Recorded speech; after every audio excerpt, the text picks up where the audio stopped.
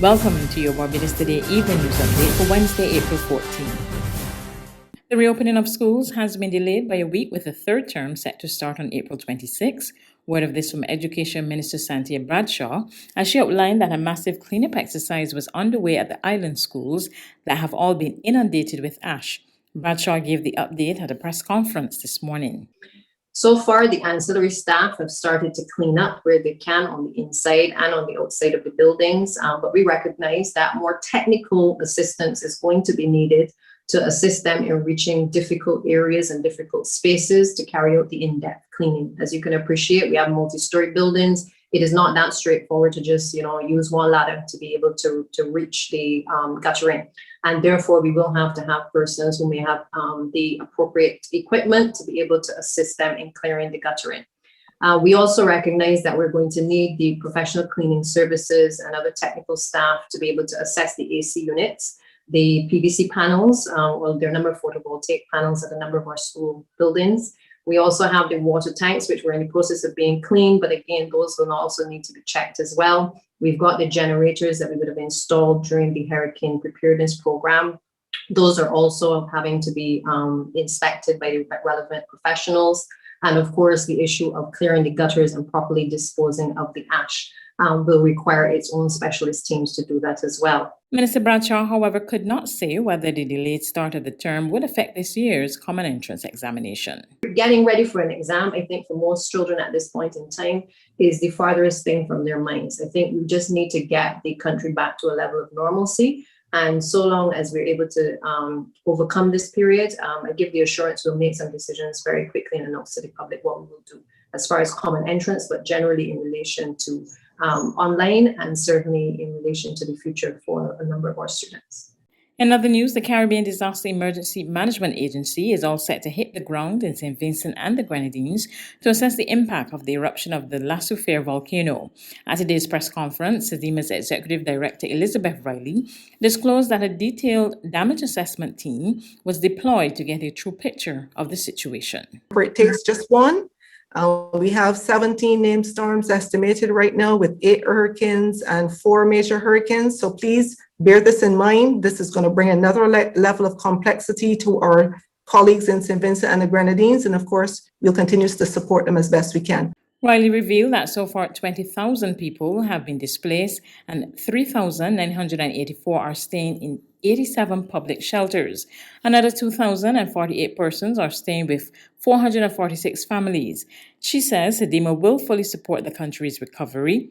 Riley, however, expressed concern that the approaching hurricane season, predicted to be above average, could have implications for the country. The intent of that team is to support the government in providing an assessment or snapshot of where certain key sectors are at this stage. And we want to thank the regional agencies, including CARFA and CARDI, who readily agreed to provide persons to support these teams, as well as our international partners, such as the FAO and PAHO, who are also participating in this assessment, and other entities like CARLEC. Of course, this team is being led by the CDEMA coordinating unit, and within 4 days, we anticipate having a fairly consolidated picture with respect to the state of affairs and also to get a deeper understanding of the needs as they're evolving. In today's COVID-19 update, the Best Santos Public Health Laboratory recorded 4 new positive cases of the virus on Tuesday. The cases, 2 males and 2 females, were identified from among 153 tests conducted. Additionally, 11 persons recovered, while 85 people remain in isolation. The total number of confirmed COVID-19 cases is 3,744, and there have been 3,634 recoveries. The virus has claimed 44 lives. The Public Health Lab has carried out 146,728 tests since February 2020, and to date, 65,873 vaccinations have been administered as part of the National Vaccination Program for COVID-19. There's regional and international news after this short break.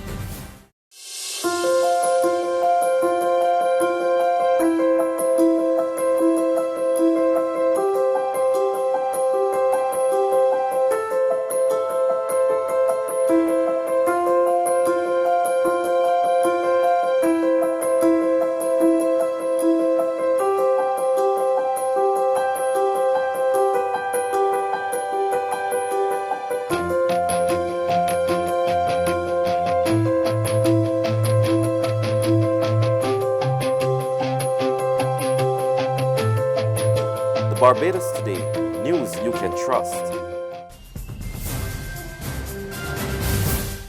To regional news, Guyana's health minister says there has been a tremendous response to the government's vaccination program, with over 67,000 people taking the vaccine so far. Minister of Health Dr. Frank Anthony on Wednesday said the improvement in vaccination is due to the increase in the awareness and education campaign. He explained that in some instances, health workers have moved away from some of the fixed vaccination sites to visit communities. Dr. Anthony said that the ministry is working with various community groups to assist in dispelling rumors and myths about taking the vaccine. Currently, an assessment is ongoing in communities along the Barbados River to determine the population to begin rolling out the vaccines. And what we are trying to do is to work with different community groups in dispelling whatever myths they have and to try to get people to come out to the immunization centers. We have moved away from some of the fixed sites that we have. We have gone closer into the community, and I think that is working. So we will see improvement in those areas. Health workers are also constantly being trained to better understand how the vaccine works, Dr. Anthony said, while noting that a major challenge globally is misinformation on the vaccines.